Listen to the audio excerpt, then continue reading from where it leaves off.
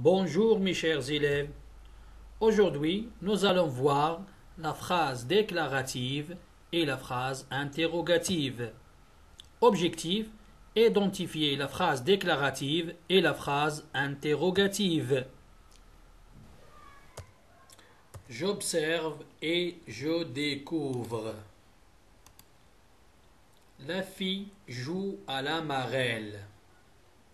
La phrase B: qui veut jouer à la toupie?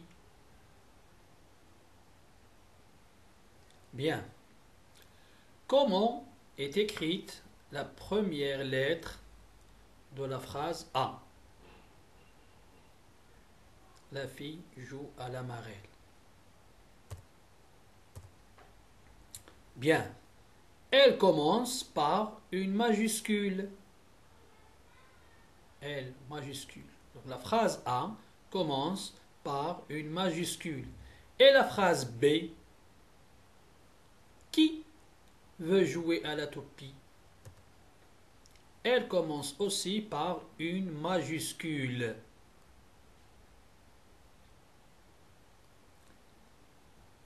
Quelle est la différence entre les deux phrases? La fille joue à la marelle. B: qui veut jouer à la toupie? Bien, donc la phrase A: la fille joue à la marelle. Elle donne une information. La fille joue à la marelle. La phrase B: elle sert à poser une question pour demander une information. Qui veut jouer à la toupie? Maintenant, par quoi se termine chaque de ces phrases?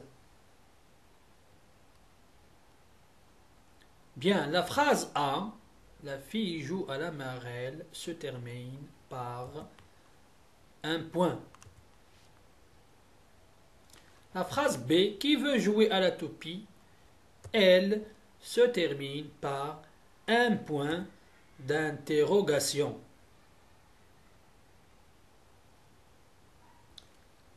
Donc, la phrase A: la fille joue à la marelle, elle commence par une majuscule, elle donne une information et se termine par un point.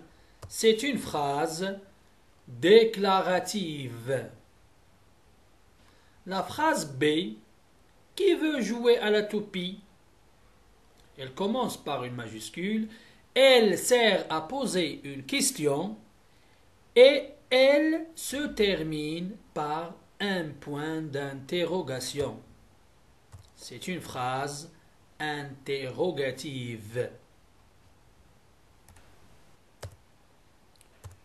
Je retiens. La phrase déclarative donne une information ou raconte un événement.